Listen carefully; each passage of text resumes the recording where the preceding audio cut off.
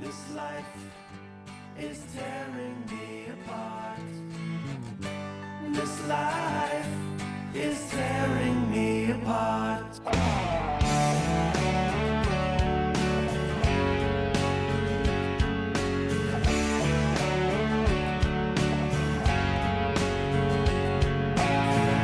Remember when I was with you? Hello, this is Lanny Poffel, formerly the genius full of glory and renown. Let me tell you something, brother. you guys, brother, what you gonna do? And I have tried to understand. You know I've done the best I can. Okay, I'm gonna come out of the closet right now. I am bisexual. I'm 64 years old, and if I want it, I have to buy it. This life is tearing me apart.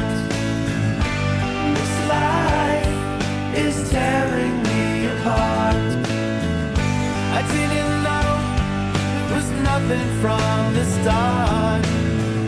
That major upset wins over Braun.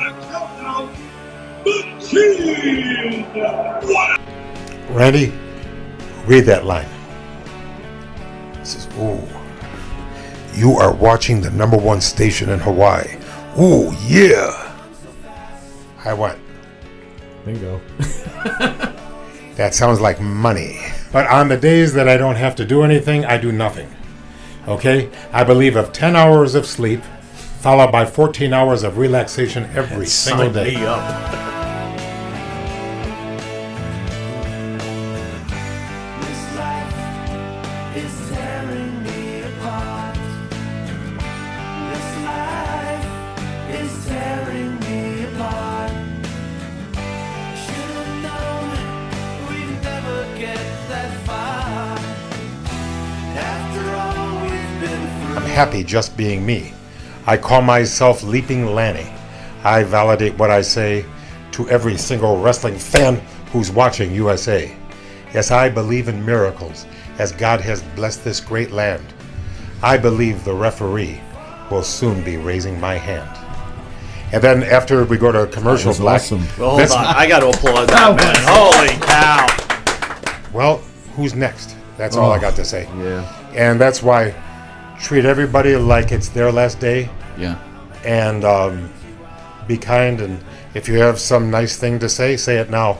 You won't have a chance tomorrow. Well, I love you, brother. Thank you for I love you guys. Thank you for coming I on. love you guys, and Thank you. we're gonna be friends.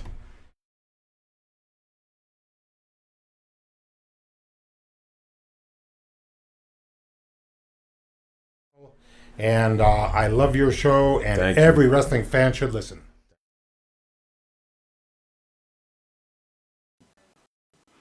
All right, welcome back to Long Island's #1 pro wrestling broadcast. Monte and Pharaoh, only seen here out of Indie Music TV.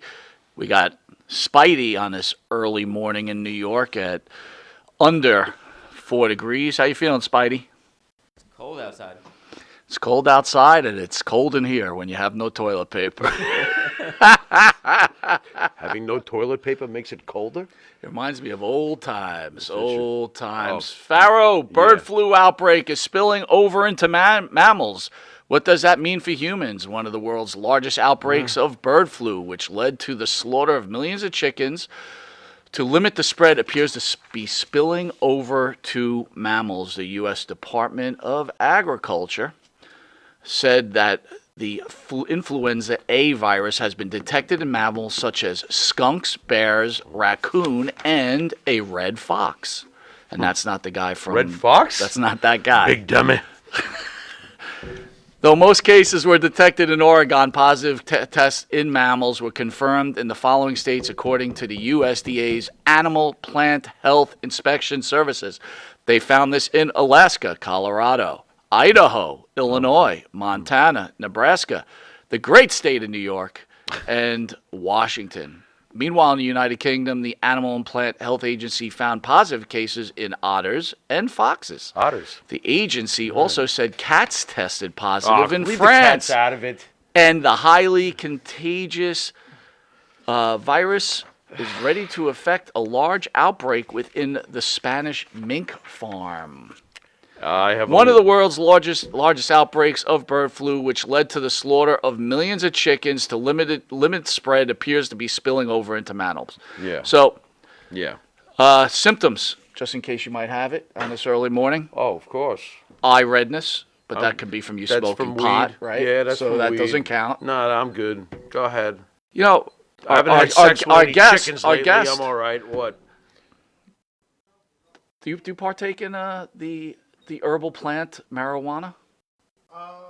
Be honest. Here and there, I'd say I partake. I am from California, so Yeah. Do you mind the red eyes? I do not mind the red eyes. Okay. And I do, in professional wrestling, we know of this stuff called Japanese eye drops. They are mouthwash for the eyes. Very nice. I Really? don't know if there's anything comparable in America, but Okay. those are pretty awesome. They definitely Japanese eye wash. All right, so we really can't count the red eyes. Gotta look into that. I'm as the- sure. I just learned something. As the bird flu, right? Nah, Because I'm there could be good. many red eyes. Yeah, I'm good. Fever, No, I'm good. cough, I smoked. sore heavy. throat, No, I'm good. runny or stuffy nose, No, I'm good. muscle or body aches, No, I'm good. headaches, No, I'm good. fatigue, I'm always tired. shortness of breath. No, I'm good. Less common symptoms include diarrhea. No. And you don't want to get diarrhea here because there's no toilet paper. So please don't Stop get the with bird the flu toilet while being paper. here. Nausea, vomiting, and see, it sounds kind of like Sounds like COVID-19. Yeah, I mean, I don't know. Is this a work? Yeah, we a could couple be. of those that I even fell under. The muscle aches. I mean, I have muscle aches every day. Right. Right. Yeah, but that's from what you've done throughout your career, right? We know that. You know what I mean? I don't Yeah. How do you know it's not from a bird? I don't know. It could be from a Maybe bird. yesterday it was from wrestling, and today it's influenza. I don't know. Right. Right. Well, There we go. well, we know. Well, now we know why the price of eggs is through the roof, right? Because they're killing all the They're birds. killing all the That birds. was- now that's the headline of the whole story is when you said they were massacring chickens. Right.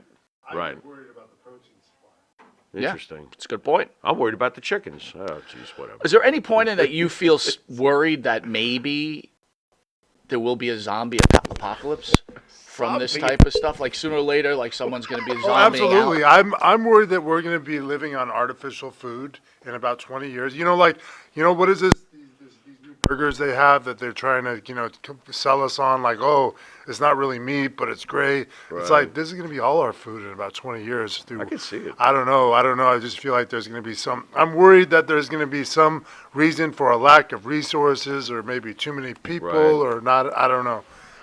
But this is all stuff that like you said, I don't know. You Hold can on one get worried, second. you could worry sick about it, but it may His never mic happen. is good. I'm sorry, Chris. They were saying your yeah. mic was out. Good. Keep going, brother. I'm sorry. I don't even know what I was saying. Yeah. Yeah.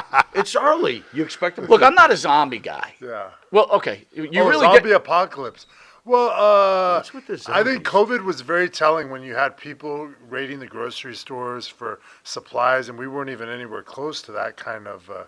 You know what I mean? Like a hand san- I don't know. I just feel like not a zombie apocalypse, but I could see the breakdown of civilization. Yes. And that was like the early sign, very early Yes. signs of it. Like, oh, okay, so what happens? The first signs is, people go shopping and buy everything. They buy all the meat, all the cleaning products, All the and toilet that, paper. so they can go bunker down. And nobody. And the worst part is in big cities, nobody considers anybody else. Like maybe in your smaller communities, Right. everybody look out for each other. But yeah, like in LA, Free for all. yeah, like you had single dudes buying 20 pounds of meat. Not me. But no, honestly, and then families come in and they can't feed. The whole thing. Yeah, but Chris, you Anyways. bring up some really good points, though, right? Because living on artificial food, I don't know if you're aware, but like Monsanto, they've cornered, right? Farmers can't even farm anymore because the seeds are so genetically altered now that a natural seed won't work anymore. They don't grow in our soil anymore. Really? So I think you bring up a really important point and a very scary point to begin with. So when you use, Weed Be Gone and stuff like that, that's the shit Monsanto makes, right? Yep. That shit is altering everything on the planet, right? It's altering the soil, it's altering the plants. So you've got bugs, they're eating the plants, and then we, back in the 40s, 50s, we used some kind of like anti-bug spray, I don't know what you want to call it, and then they become immune to it, just like we will become immune to things, right? You can eat a bunch of McDonald's and, sooner or later, you might live to 50 instead of dropping dead at 30 years old, right? So my point is that Monsanto has altered so much stuff to keep, and now the bugs, it's the only thing that can stop bugs from eating your crops. How's that? It was a better explanation. Yeah. The whole thing, it's crazy to think about. But I mean, as far as a literal zombie apocalypse, I don't see that happening, unless, I don't know, the closest thing to zombies I've seen is, Me, right now. Well, I mean, you guys might see it in the big cities. When you see homeless people who are on meth, Yeah. that's the closest thing you're Yeah. seeing to a zombie or whatever, because they're literally they ain't got shoes on, they're yelling at absolutely nothing, Right. and they can't even They're all, partake. they're all like tweaked out. They got those white lips. Exactly. And they're like, Yeah, it's scary. It's scary stuff. Seen But, a few? I've seen a few of those Twinkies. Yeah, you had me thinking about something else, but I lost my thought. I guess so early in the morning. It's nothing like getting interviewed at 8:30 in the morning. Well, it's 5:30 Overburnt- Pacific time too for me, so There I'm you still go. And adjusting. zombie apocalypses. I'm sure that was at the top of your mind this morning. Honestly, I had no idea where we were going. This guy. What's Listen, next? we don't do wrestling shoots, right? Wait, But, and by the way, more yeah. kudos to you. Love the hair. Yes. Much better than the Yes. short hair. Yes, I like it is. I like it. It's voluptuous Yeah, and luxurious. He was bringing that up too. It really started with I absolutely hate getting haircuts. Even since I was a little kid. Yeah. One of my earliest photos is me in a barber chair, bawling my eyes out, just so scared of these scissors by my head. But Right. anyways, I just figured, I'm gonna stop getting haircuts and I'll see what happens. But I never thought I'd actually go long again. But I actually, I started liking it actually. Yeah. So it goes kind of into, you want to evolve. Like you don't want to, it's one thing, you don't want to look the same in your 20s as you did in your 30s, the 30s, the 40s. And Well, it felt being like a- a good little evolution for me. Being a Yeah. bodybuilder, though, was it? Did you feel that you had to have the short hair because it kind of was that? Well, no, that here's type of here's the thing. So I grew it long because when I was young, I decided I wanted to wrestle, and everybody had long hair. But then it was funny.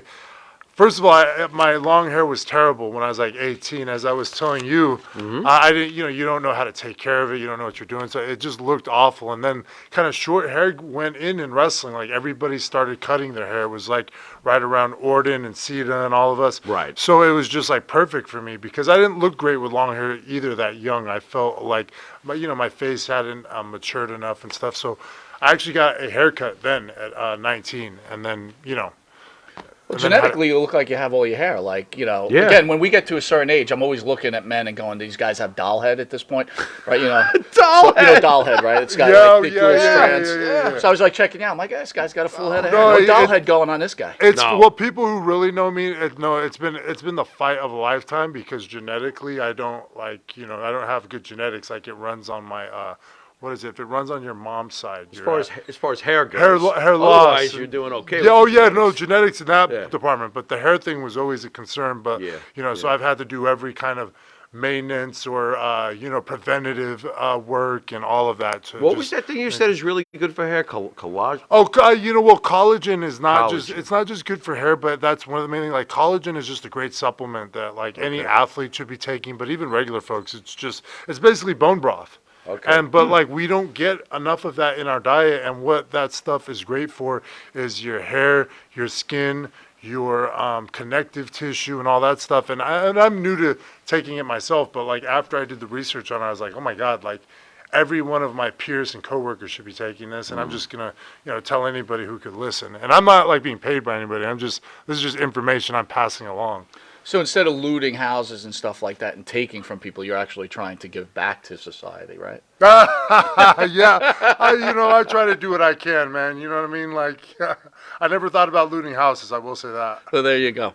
Well, if you didn't notice, Chris, this is the star of the show, Mr. Jimmy Pharaoh. Jimmy, along with his partner, yeah. Bart Griggs, make up the band to Wisteria Hall. They sing such great songs as In My Dreams, This Life, Not Far Behind, and Here Comes the Rain. You can find their music on the Wisteria Hall YouTube Sing, page. play, Hear them on Spotify, Spotify. Download their music from Apple Music or Reverb Nation. And if you didn't know it, you are watching Long Island's #1 pro wrestling broadcast, Monte and the Pharaoh, where you can catch Monte and the Pharaoh on the Monte and Pharaoh YouTube page, where over 2 million views are seen. The Monte and the Pharaoh Facebook Live pages on iHeartRadio, Spotify, Anchor. Catch us on the Monte and the Pharaoh Twitch TV page. And if you live lucky enough to live in New York, which today is not a good day to be living in New York. Freezing. It is freezing. Catch us on channel 115 every Tuesday at 9 p.m. and Saturday mornings at 11:30 a.m. and channel 20 at Tuesdays at 7 p.m. where over 150,000 fans see us weekly. We're everywhere. We're going to take a quick commercial break where the fans are waiting for this wrestling icon. Who's that? That's you, brother. Now, before we start, after the break, What? do you want to be called Chris Adonis? Do you want to be called Chris Masters? Or do you just want to be called You can just call me Chris. Chris? Just call me Chris. Just call me Chris. That's a or name- that's a you know, good or you television can show. call me Mr. Peace. There you go, Mr. Peace. There you go. You know what? I think of it. Just call me Chris. That's a name. call me Chris. Forget the Young Rock. We could do like a young. Just call me Chris. Just call me. Okay. Oh, that. I And like we could talk about how do you like that. to get your hair cut. That like would be I an like that. episode. Well, wait, that's- Chris that- gets a haircut. That's much down the line, man. That's much down the line. We got to accomplish some stuff, and we'll come back to that idea. All right, you got it. There we go. Just call me Chris. We shall return in a masterful moment. Manscaped. Uh-huh. You know. No, it just Have came you out. tried the new equipment that's been sent? I'm afraid because it says weed whacker. I'm scared. Maven, Manscaped. What are you thinking about Love it. Manscaped, dude? Love it. What do you use it for? Necessity. What don't I use it for? Put it this way. The only hair I have on my entire body is these eyebrows. Yeah. That you see. These caterpillars racing to the middle of my nose. That's it. That is it. That's all I have. And that's all I want. That's the So bit- Manscaped is a You- must. We were talking before the show. There's nothing worse than just hair. Yeah. Right? Hair on a woman, hair on a man. It's just bad. Absolutely. And it's the one thing that the older I get, it starts growing more in unwanted areas. Absolutely. I hate it. I'm going to ask you a question. Uh-oh. Just going to go out there. Oh, boy. Go for it. You're doing a deed. Yes. Again, I don't want you to have to admit this because we, as men, we try not to admit this. But if you're going to go I do know the deed where- on a woman, I know would where you he's rather going. have her be hairless or a little hair, racing stripe, or Racing stripe. full retro bush? Racing stripe. Retro Bush is out. Yes, thank you. Retro Bush is out. Yeah. I don't mind a small, well manicured landing strip. Every now and then, if it's completely, and I'm talking like baby's ass bald, then I start. Where is that pedophilia line? I don't want to wander into that. That's thought very of it like interesting. that. I never thought about that. You're a Wow. smart dude. Holy shit. So if the landing strip is clean enough for the plane to go in smoothly, you're cool with that? If the landing strip has, like I said, well manicured, Yeah, you can see both sides. It's not Like blinking lights on both sides of that I landing? just don't. I don't want. I don't want the shrubbery going off into unwanted areas on that as well. Gotcha. Oh, look what you found. Ooh. I got to be all honest though. Hey, the older I get though, I don't think I can be as Have you ever gone down there and she slowly brings down the underwear? Then What is retro? Just, Absolutely. You're like, whoa. Wow. Yeah, I'm like 46, it of pops course. out? Do you like walk out or what do you do? No, I muster through. I muster up the courage to get He's through. a trooper. Yeah. He's a trooper. Got to give him an A. Oh, not all heroes wear capes. Yeah, There you go. I hear you. There you Listen, go. I couldn't Super say. Bush. I couldn't say. Well, if you have the same beliefs as Maven, does Manscaped could help you? Absolutely. The weed whacker. Absolutely. What are you thinking? I'm thinking that I may have to, go in a room, close the door, and hang out with the weed whacker for a little while. Yeah, I think you're a retro guy, aren't you?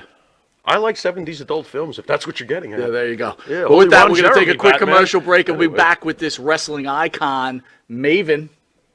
We will see you in a drop kick second. Drop kick. The Monte and the Pharaoh Show is brought to you by... Because wine is your second favorite four-letter word. California wine, New York attitude.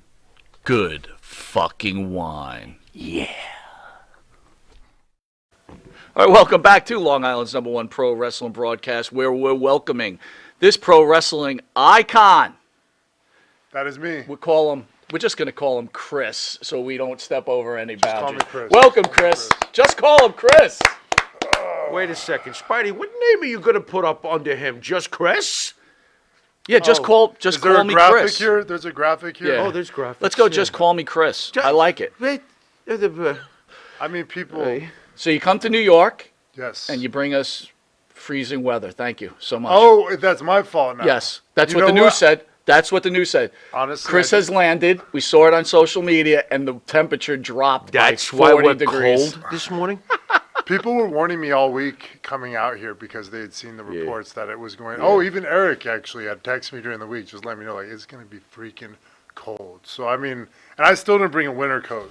I brought this, and then I brought like, 3 other layers of stuff. But You yeah, came from it's- California, right? I Yes. mean, But you're working with Sims this weekend, right? Yes, and yes. Is he putting the heat on in the car at least to keep you warm, or is he kind of no. cheaping He's out putting there? the heat on, but like I just figured he fought a couple of times. It's funny because he told me to be ready to leave at 6:15, and he Right. was very stressed that time. It was a very hard time. Like we have to be out by Hard 6:15. 6:15. You know what time we left? What time? Like 6:37. Wow, I'd be annoyed. That's I the could've cold. got Wait a second, but Where'd he come from? Not my fault. I'm in the lobby at 6 Oh, o'clock in the he's morning. gonna pass the heat on. He's gonna pass the course he heat on is. to somebody else. Of Yeah. course. There you go. The point is, I could have got 20 more minutes. There we go. Showed up late.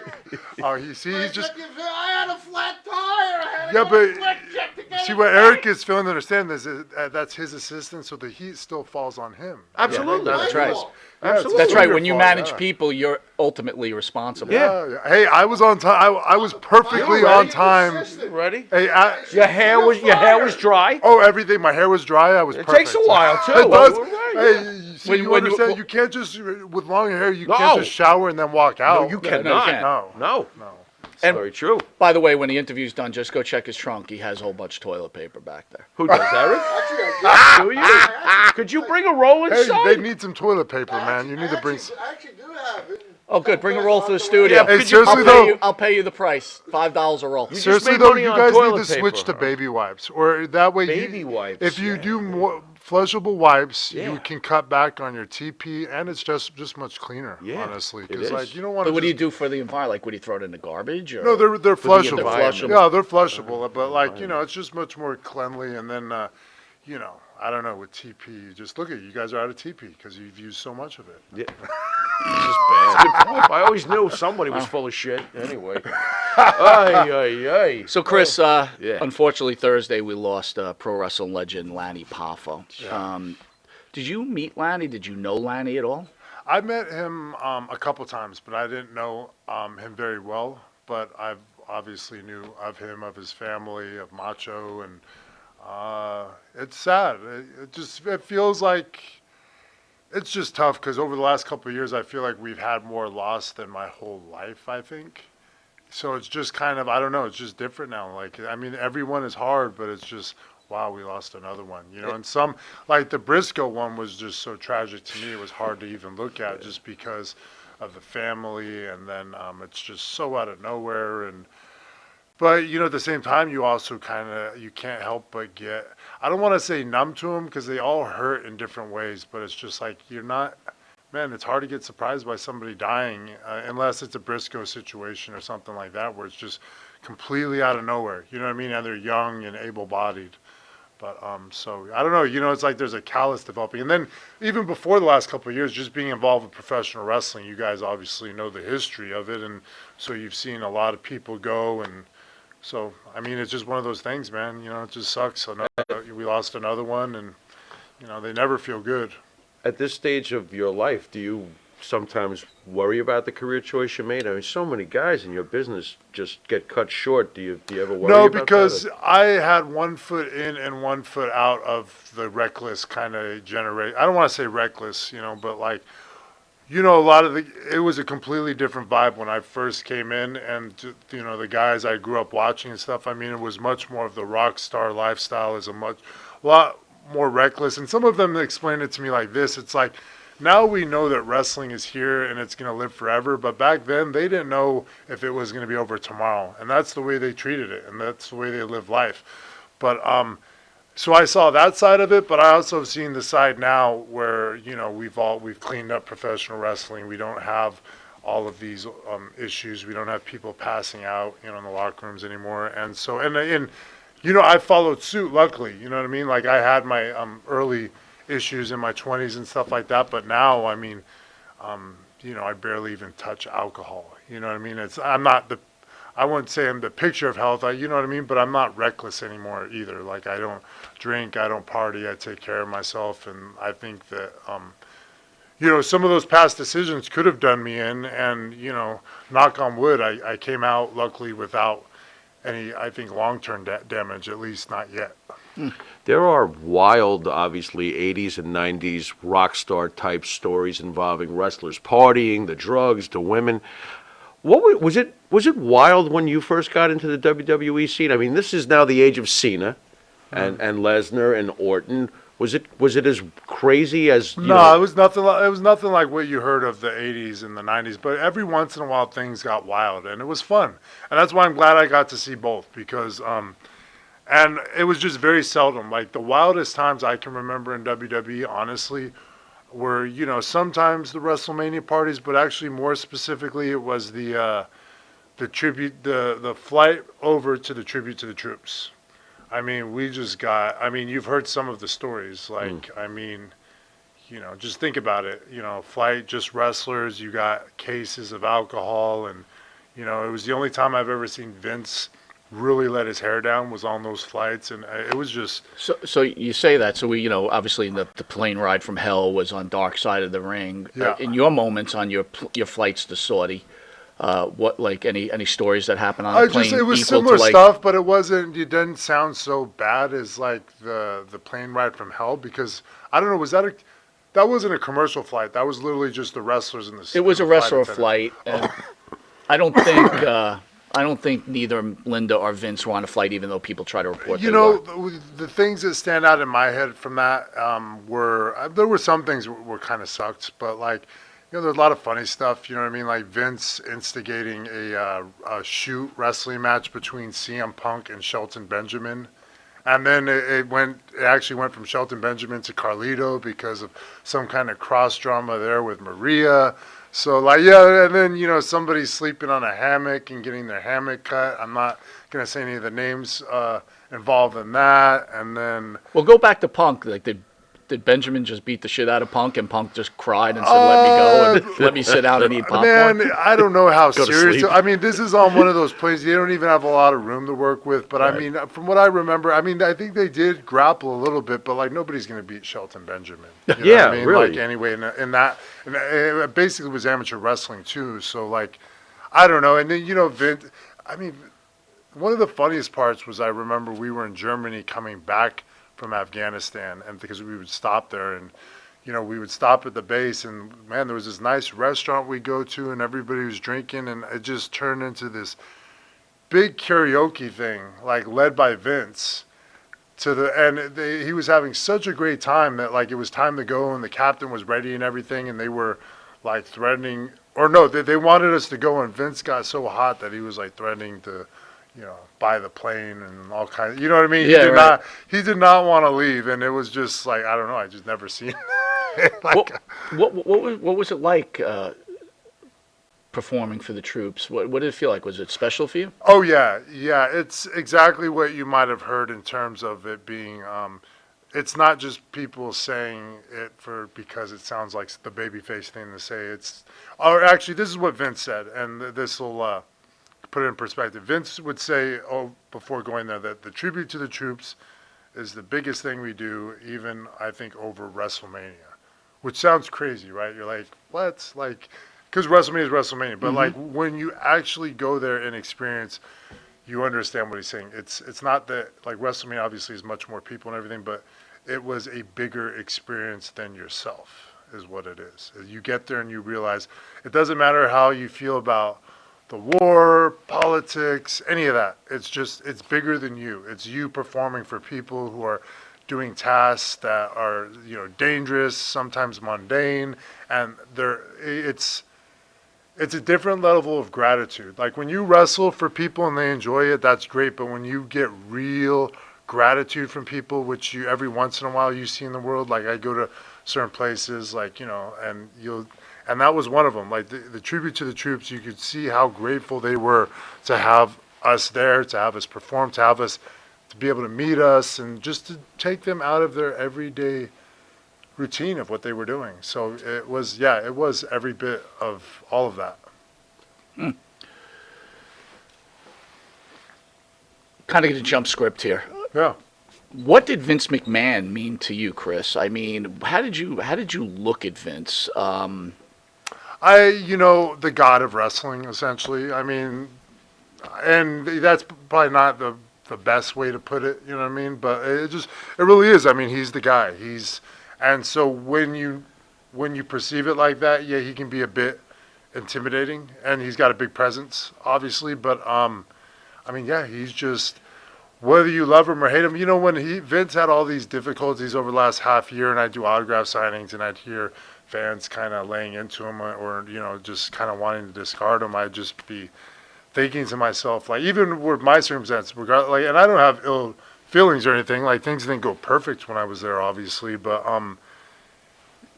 to not at least, he's given so much, regardless of how you feel about him. I mean, a lot of all of our fandom is based on what, he's given us as far as, these classic, and, and he gambled everything in WrestleMania 1 and 2 to make it work. I mean, I just can't, he is the guy over, you can put, say, Stone Cold Steve Austin, John Cena, Hulk Hogan. I mean, Vince is up there alone, right? Yeah. Like, because what's the common denominator in all of that? All those guys. Vince. Yep.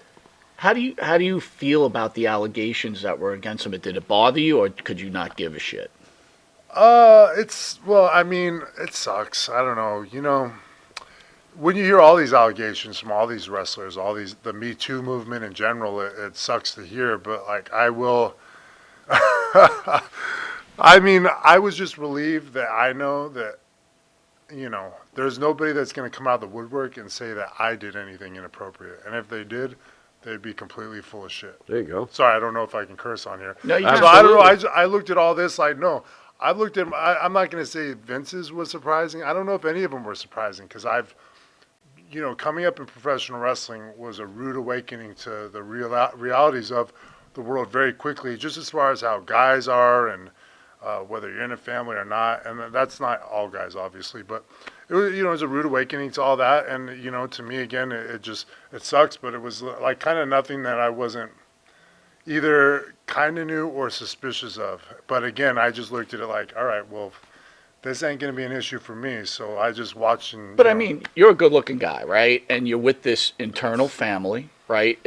To me, it's kind of difficult not to get involved with someone, I would think. How were you able to stay away from it? If you did, I don't know if you did or not. Oh, you mean, you're talking about like getting involved with somebody? I don't mean sexually harassing someone or forcing someone. I'm saying actual relationship with another female. Well, no, it does. It happens a lot, but like, it doesn't happen, like, that doesn't mean everybody dates somebody within the business. You know what I mean? Like, there's, I have a lot of friends who have been in long-term relationships with people in the business, and I'm just kind of happy to say that I haven't, just because it seems like it would be very difficult. It's difficult if you're in two different promotions for obvious reasons, and then it's difficult even if you're in the same promotion, because then you're now with that person all of the time.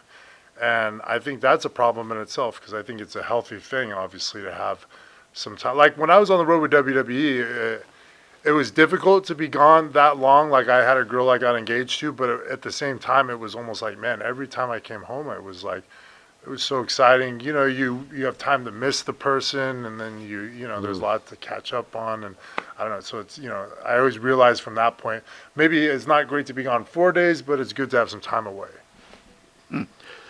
Great story I read about you, if you could elaborate. Supposedly you saved your mother from a burning house. What was that all about? Oh, man. Oh, wow. Okay. I heard you went, Pharaoh, you got to hear this. I heard he went into Hulk mode, man. He was like, how Hulk used to rip the doors off of cars to save people, like Bill Bixby or whatever. Would you break the master lock to get inside or something? Or? Basically, it was like, it was like the rip the tree out of the ground equivalent of a master lock. How did the fire start? All I right, mean, well, take us okay. through this. This is a very long story, so I'm going to figure out how to go about telling you guys this, and without it taking too long. Oh, the But- reduced version. Yeah, well, there's The many. cable version. There Well, you go. so there. Okay. Basically, I got a call from a neighbor saying that there was something going on at my mom's place, Okay. and that the police had been by. And so I tried to call, and I didn't get an answer machine, an answer, or anything, which was very Unusual. uncharacteristic. Unusual. Yeah, it's unusual at that time. I should have got at least a message or Yeah. something. Yeah. So then I leave the gym and I head straight there, and I see that basically my uncle's locked out, and because he was living with my mom at the time. Okay. And so basically, I'm going to fast forward a little bit, but I quickly find out as I get there that my mom is barricaded, or she's locked in the house, and I try to make communication with whoever's locked her in the house, and the guy is just speaking. I mean, he might as well. What was that church lingo where they go on into the crazy Tongues. He's talking in Yeah, tongues. he might. As, He's babbling he's borderline away. talking in tongues. He's just talking about how she's his mom too now, and like, yeah, he's talking madness. Like, Whoa. really Whoa. quickly, I realized that he was on some kind of he was on something. Okay.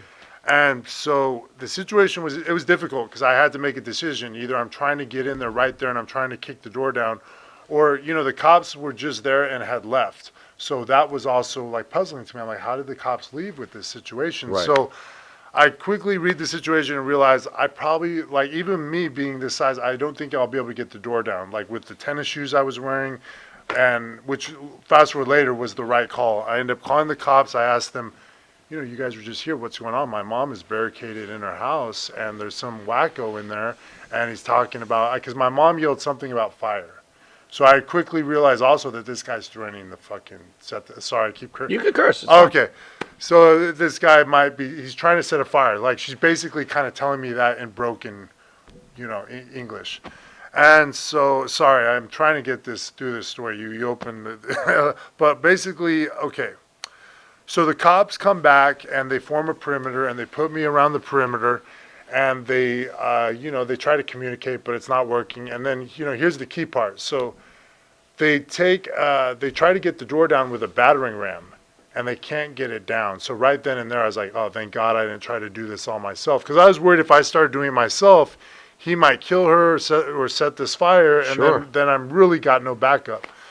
So the battering ram takes about 4 tries, and finally the door comes off its hinges, but obviously it's barricaded too. So it's like, and then this is the scariest part. So as this is happening, I see a fire emanate from the corner window.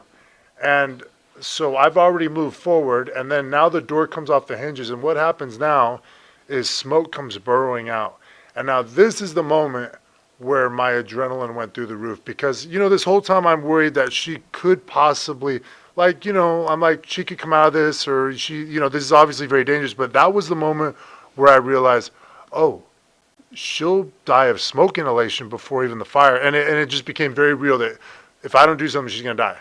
So basically, the first thing I did was I grabbed the hose to where the fire was, and I told the cop to break the window.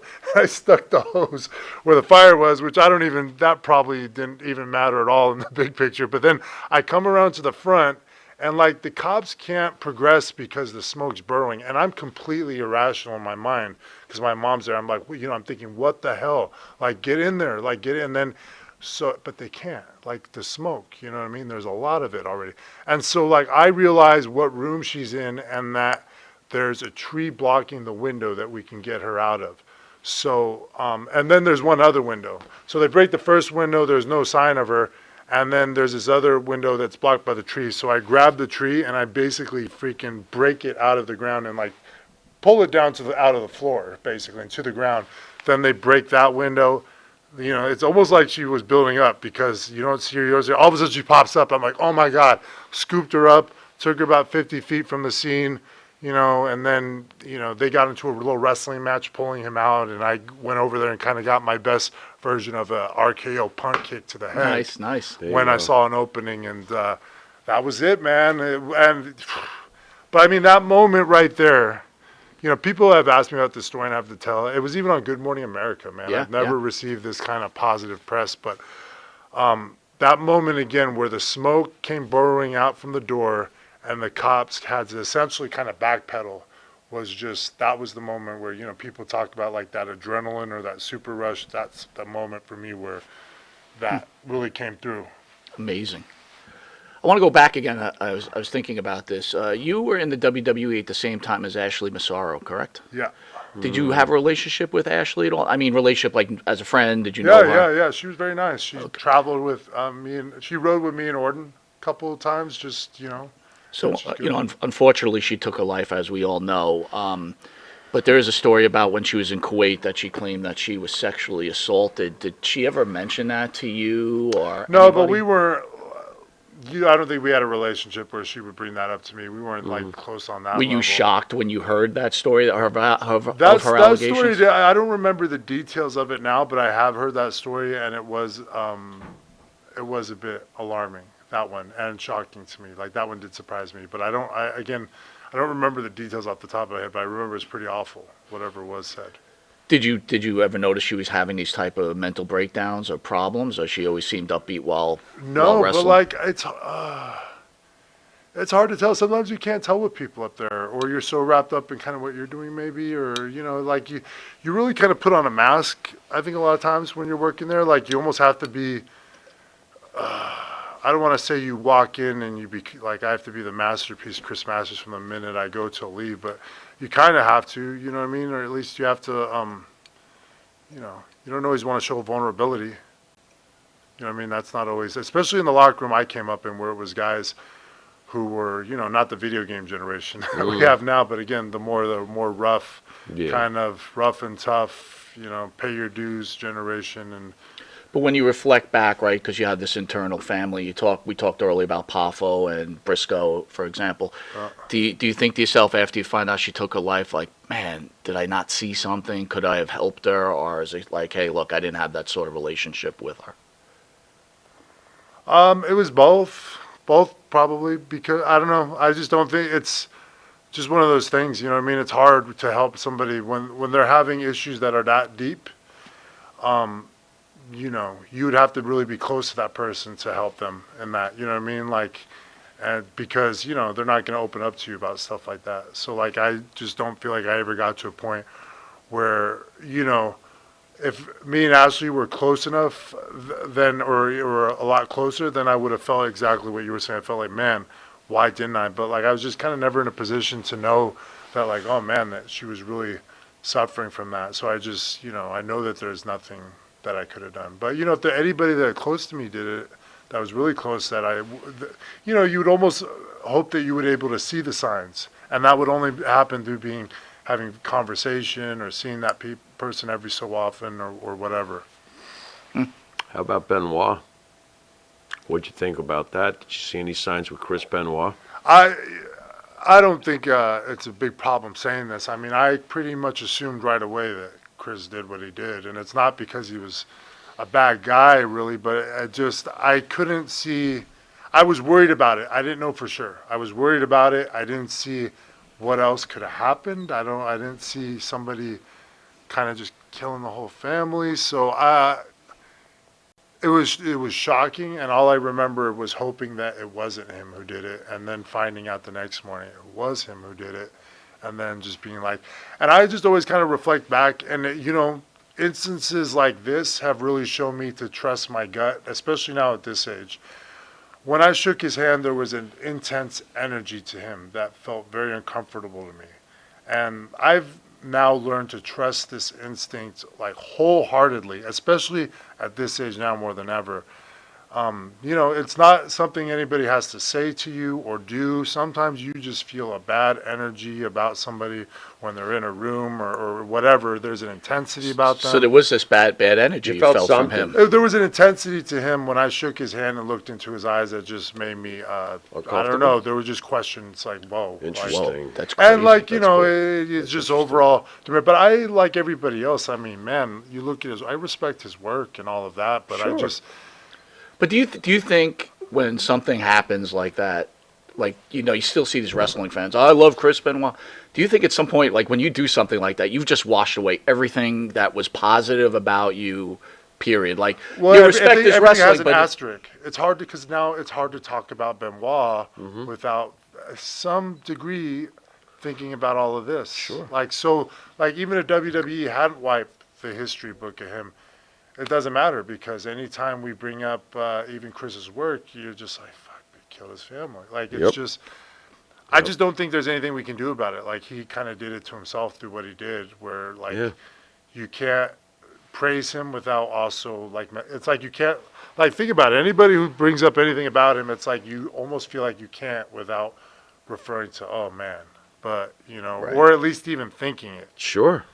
Well, like and I'm again, he wasn't a bad guy, man. He seemed it was just there was an intensity to him there was something missing. that was uncomfortable, and then and I'm not saying I encounter people like that all the time. It's just more I've learned to trust my instincts on like if there's an energy about somebody that feels off, like even if they're nice to me, I'll be I'll take a back step and I'll. So on the other end, and I'm not trying to compare this, but like you worked with John Cena, right? Which, we consider probably one of the final all-time greats in the industry. Yeah. But again, we're just fans. We know nothing. What was your feeling when you met John Cena? And is it true to the rumors that John would try to hold back people such as yourself because of your look and the possibility of you taking his spot? I would have never thought that at the time. Like, because at that time, I just looked like, dude, you're the world champion. You're John Cena. Like, and even when people would say that about Hunter, and I always thought the same thing. I was just like, man, you're Hunter. But you look back at certain instances and you could make a case for that. But like, still in my mind, it still refers back to like, man, but you know what I mean? Like, what do you have to worry about? Because you've done so. It's hard to look at some of the guys who've had that much success and think that they should worry about anybody. But like at the same time, you're almost being foolish to think that there's not some of that. And like if you read between the lines, and now like I can look back. It's funny because you get older and you do get smarter, man. Can you elaborate on an instance where, like, you're looking back, you go, wait a minute, yeah, this guy did do this crap to me? Well, I don't want to create clickbait or anything. Like, I know you want me to. No. Specific. That's not the game we played. I'm just wondering, But I just, I can know with Cena, for instance. But like, Cena also had reasons not to like me because I can understand. Like, we were very different. We were oil and water. I mean, he's a Massachusetts guy. I'm a California guy, and also, there were things about my work ethic. I'm sure that he questioned, and probably rightfully so at that point. You know what I mean? Like, because I've. There are certain points where, I've grown a lot and I can look back at myself sometimes and be like, oh, you know what I mean? There was a lot more you could have been given at certain times that you didn't, unfortunately. You know what I mean? So, but like at the same time, we just didn't mesh. But like, I just had a difficult time because I worked with HBK, who was my all-time favorite wrestler. And like, we worked so great together. And then I would work with Cena around the same time, and it would almost flip-flop. I'd be in tag matches or singles, and it was just such a task with Cena, though. And Cena would try to call me out for it. And I even remember Sean coming to my defense one time and being like, well, I had no problem with him, which I was like, thank you. But I think also a thing with Cena is I think he's very, very, even if you watch the show, he's very OCD. And like I think he would get like that in wrestling matches, especially if he wasn't working with someone that was better than him, like a Shawn or a Triple H or something like that. So when he was working with me, it's kind of like, I could have a great match with Shawn, because Shawn was one of the greatest wrestlers of all time, and he could work with anybody. But like with Cena, like, yeah, he had a little more experience than me, but not much. And yeah, he was over as hell, but his overness wasn't a reflection of where he was at in the artistry of professional wrestling. Right. Yet. Sure. So yeah, like, yeah. I don't want to say it was the blind leading the blind, but it was just like, there was no Shawn Michaels in there to kind of, help things out when need be. And then with John Cena being that OCD. Right. But what's so amazing, right? It's great that you say this, but it's like Shawn Michaels, who had this huge reputation of being probably one of the biggest pricks in the industry and would hold people down. You saw a different side of Shawn Michaels. You saw the changed Shawn Michaels then. Oh yeah, and thank God, because it would be so disappointing, because you always hear the saying about you don't want to meet your idols and stuff. I don't know what it would have been like to meet the first Sean, and I can't even wrap my head around that because that was the one, I grew up idolizing that. Right, that right. guy. Right. But I am happy that I was able to, the work experience I had with him was like so pleasant, man. Like it was just, but I kind of threw it out there right from the get-go. Like I let him know pretty early on that he was my guy, and I think I recited some of his promos on him and stuff like that. And it was more just because I just wanted him to know, hey, if I say anything stupid, that might be, because when you're young at that age, there were a lot of little things. There's an etiquette, and there's a lot of little things that can get you heat, especially when you look the way I did, and you're getting a push. And so, like, I would constantly find myself like stepping in my own shit, like saying stuff that wasn't even that bad, but like it rubs somebody the wrong way and gets you heat. So I was just like, I just wanted to make sure with him, like, hey, I didn't say literally this, but it was me kind of establishing like I have the utmost respect for you. So if I do or say anything stupid, just know it's not, you are my guy. Please just, you know what I mean? Just know that going into this. But like we never had any issues, man. It was like so much fun. Like I can't even tell you the different little challenges that I ended up having to go through working him, because we worked all over the world, and there were always like various. Like I remember there was one match where they kind of challenged me, him and Nate, to not bump him, not even one time in the whole match. Oh, and this was funny. I remember walking into the locker room one time, and Sean and Nate are dressing, and I walk into the locker room. I'm like, so we got a bump in HBK or non-bump in HBK tonight?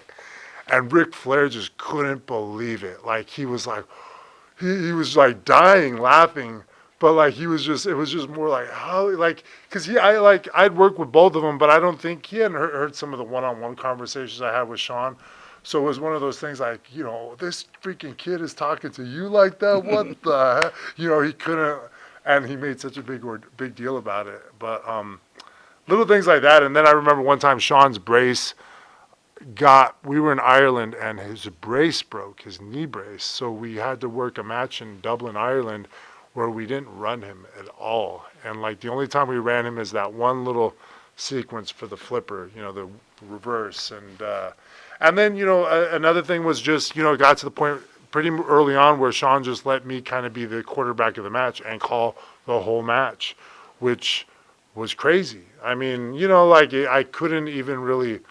It was hard to call the match without phrasing it every kind of thing I'd call it in the form of a question because of who he was. Right. But like, man, so I mean, you couldn't ask, if you were to work with your childhood hero, you couldn't ask for a better work experience. Wow. Yeah. Wow. Now, you're presently in the NWA right now? What's that? Are you still with the NWA? Oh, yeah. Right now? Oh, yeah. How is it working with Billy Corgan? NWA's been just a total blessing. I've really enjoyed it. Billy is a wrestling fan, and he's constantly like trying different ideas out. And he's also like, I can tell through hearing him talk that he perceives wrestling through the same scope as I do. And like what's kind of important to us is, like storytelling, selling, physicality. It's like, it's a bit more old school, but I don't want to say like old school because I don't feel like we have a dated product. You know what I mean? I feel like all our talent are some of the best workers in the world. And, the best worker doesn't consist of somebody who just does cool moves and high spots. You know what I mean? What you learn about the art of wrestling is that's part of it. But like really the art of wrestling is the nuance. You know what I mean? It's the selling. It's the... you know what I mean? It's the emotions. It's what you do in between the moves. It's like that little bit of. It's almost hard to explain, but it's like it's almost like no wasted motion. You know what I mean? You can see it in somebody's footwork. Like all those little nuanced things. If I was to lay that out, that's what. And the believability, man. Like being able to get the audience. Like it's not about just getting to get them to say holy shit. It's about getting them to believe in whatever the conflict is in the ring. Right. You know what I mean? And so the art or the suspension of disbelief will never die. And like so go back to what you were saying. I think that's what NWA represents. If you watch our brand, it's physical. We got some great guys with a lot of experience, and we got some great up and comers. And I'm excited. I love our crew. I love there's a lot of people I work with there who I was in the OVW system with. Okay.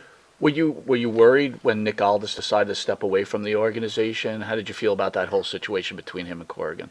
No, I wasn't worried because things between Nick and Billy were brewing for a long time. They hadn't been seen eye to eye, and also I kind of felt like Nick's gonna have more opportunities in the business. You know what I mean? Like it felt like I think he was the champion for such a long time that even if he stayed around, he would have been probably looking for either fresh people to work or kind of a different scenario. You know what I mean? Like, so I don't know. I think I'm very optimistic about the future because I just feel like right now there's a good energy around what we're doing, and I think everybody just wants we all want our individual success, but we want that's not individually, it's also for the benefit of NWA wrestling. You know what I mean?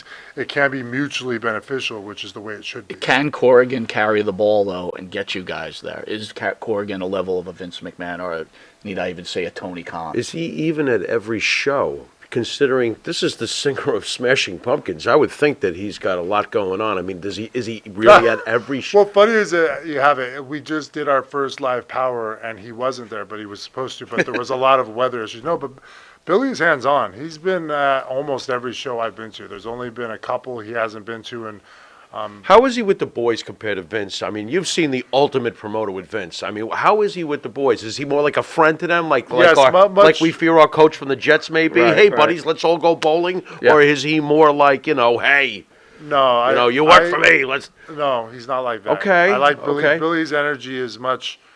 He comes from a place of passion, but also a place of respect. Okay. You know what I mean? Like you can tell that he's passionate about pro wrestling, but he also approaches the talent with the respect of knowing that they are the professional wrestlers. Is he interested in a killer two-man announcing crew? There you go. Hey, Killer.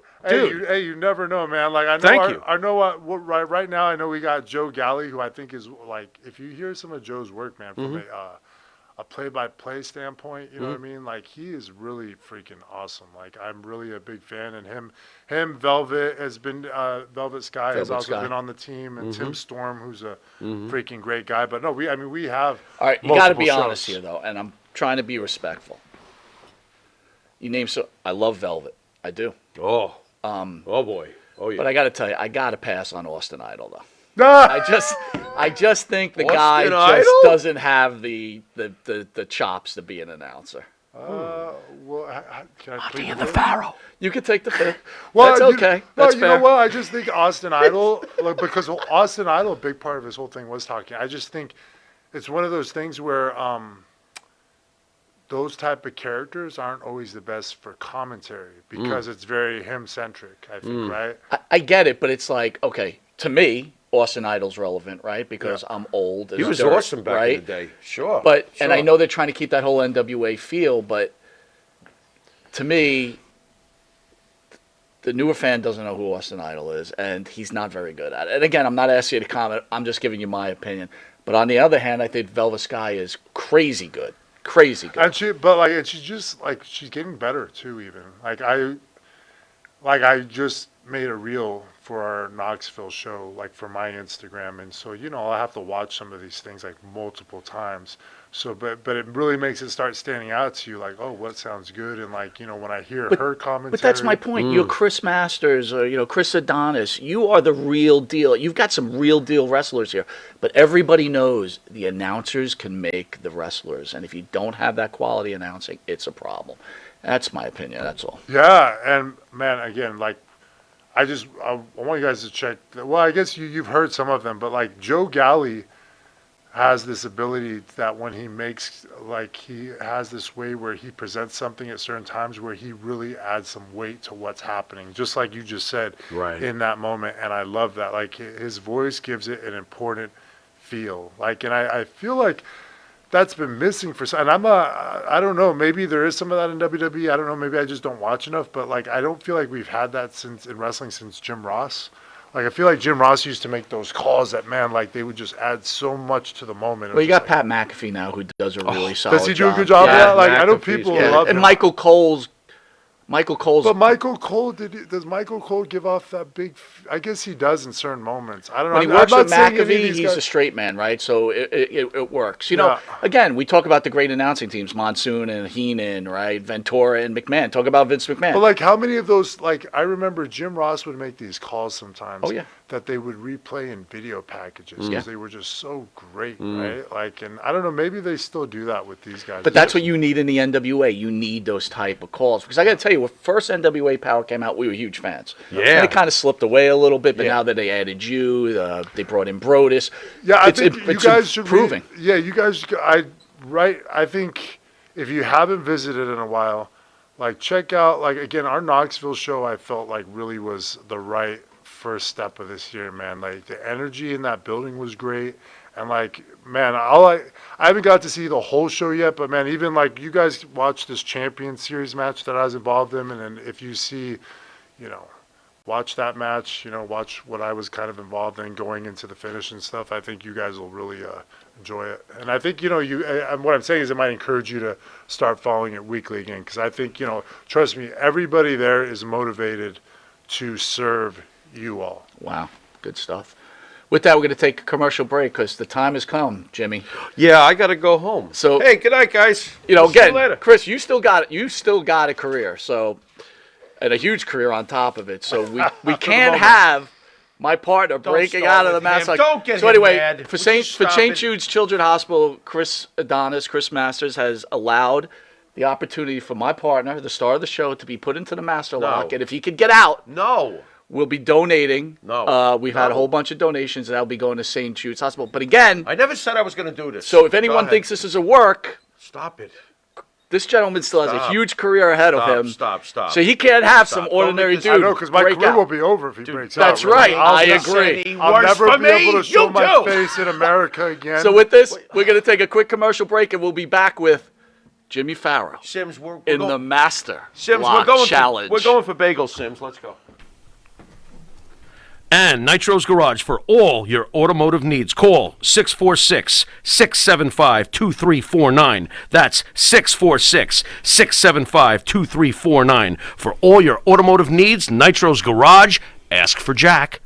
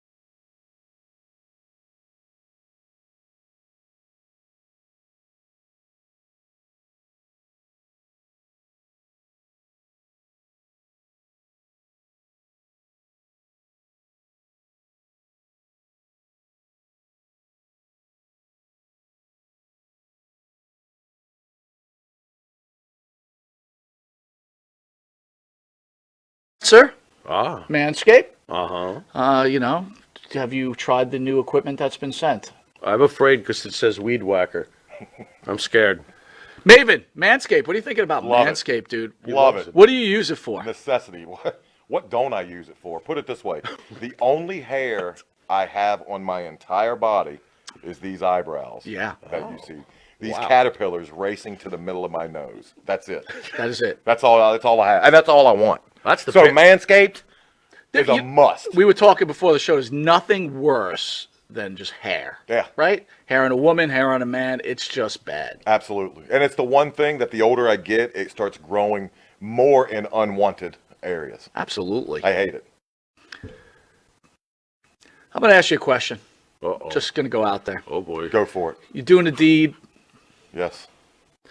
Again, I don't want you to have to admit this because we, as men, we try not to admit this. But if you're going to go I do know the deed where- on a woman, I know would where you he's rather going. have her be hairless or a little hair, racing stripe, or Racing stripe. full retro bush? Racing Retro Bush is out. Yes, thank you. Retro Bush is out. Yeah. I don't mind a small, well manicured landing strip.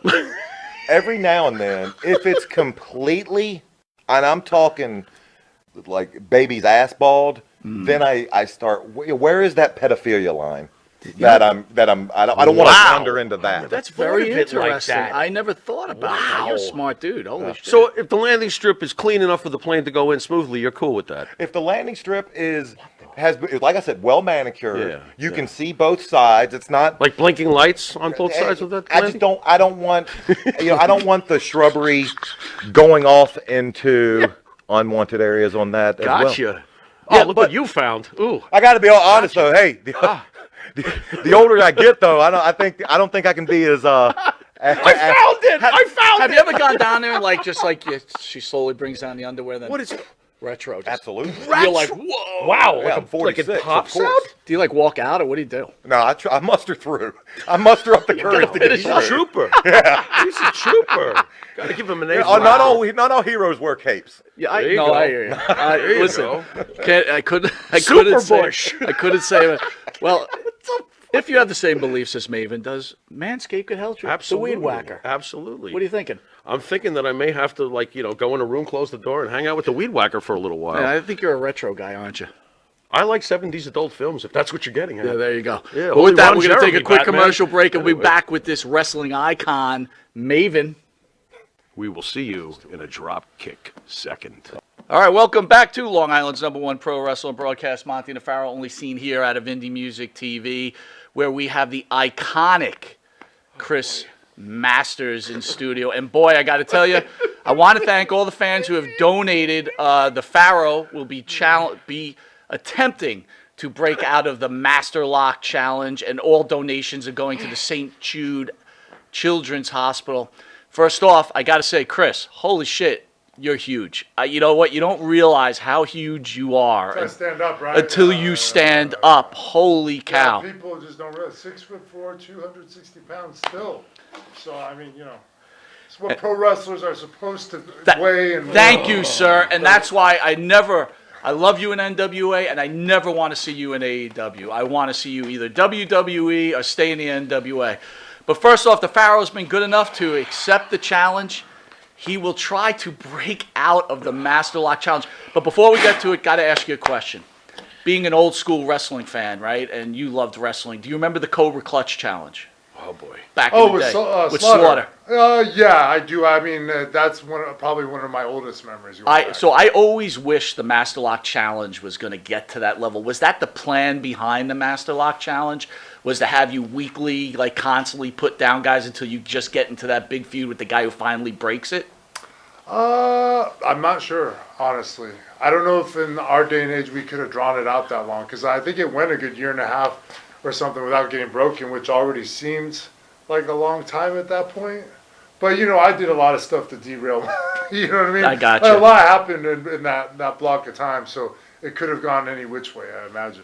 Well, I want to remind you, Chris, and I don't want to put a lot of pressure on you, but if my partner, who I love dearly, breaks Yeah. out of this, Love dearly. your career is over, It's done. and I'm going to have to call you and hire you at my place. What are you So you doing? got one Oh, choice. No, I'm leaving the country. You're Are you leaving kidding the- me? so it's I'm either leaving break the 'em in half. continent. I know there's I'm- money on the line for children, but it's either break them in half or lose your career. Do it for the kids. I'm gonna go to Southern Africa or Teach yourself something. the fence how to get out of. All right, Pharaoh, are you ready? The Master Lock Challenge. Okay, so this is we're gonna go through this step by step, though, right? Go ahead. We've got him placed. We've got our victim in the chair, Victim. like so. What the? Now he's already not starting this out right. He's got a hat on, sunglasses. It's already put it on. Chris, he's already disrespecting you. No, but I'm just saying it puts you're at There you vulnerability. go. There's It's your okay. hat. Hold on a second. Oh, Here's he's your getting rid of glasses. everything. Okay, you don't gotta get rid of anything else. Yeah, Stop right. there. Are you sure? Wait a second. No. You're kind of put together kind of well. No, you Wait, keep hold that on. on. You keep that on. We're good there. Okay, Man, so this our is no next fun step at all. This is a very important part. Okay, so we hook under here. Oh, Right? Jesus Christ. We hook here, and then we hook here. Now this is a Come very on, important man. This detail. hurts already. It does, doesn't it? It does. Look at Okay. this. He's bragging. But here's what's important. You gotta hook the fingers like Jesus this. God almighty. You can't just interlace them. So you gotta hook. Wait, them hold like on. My this. beer gut. My beer gut. Oh Wait. boy. And Ah, go ahead and stand up. Jesus. Go ahead and stand up.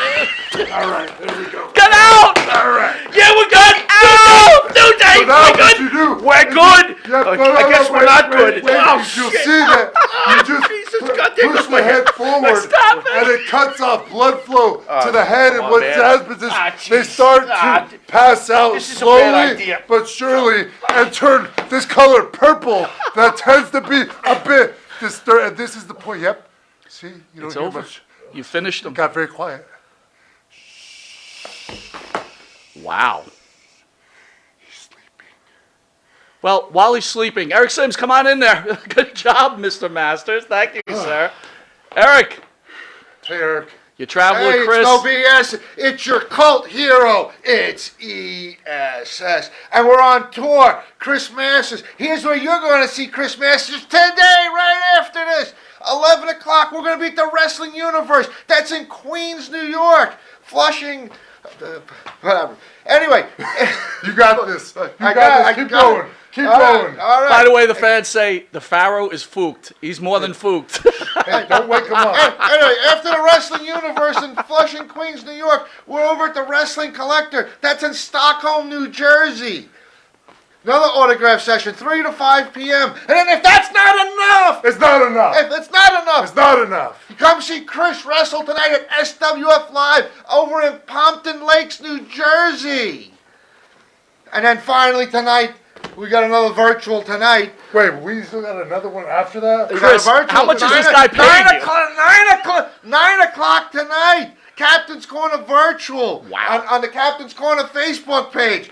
Yeah. When- And if that is not enough, tomorrow we go down to Westminster, Maryland. That's just outside of Baltimore. You know, Westminster, like the dog show, but it's the town in Maryland. It's Celeb Fest 6. Chris Masters will be my guest signing autographs at... When are we going to sleep and eat? There is no sleep. You sleep when you're dead. Jeez. He's By the not way, kidding. BS Express says Chris Masters did a better job with Pharaoh than Hogan did with Belzer. How do you like that? I concur. Chris, thank you for joining Long Island's #1 pro Thank you, wrestler everybody. broadcast. Thank You you. are an icon. Good luck this week. ESSpromotions.com for all the information. This is Mike Monte, and for my partner who's still out cold, we'll see you at about 10 o'clock where we've got our special guest coming in at 10. So join us. Have a good day.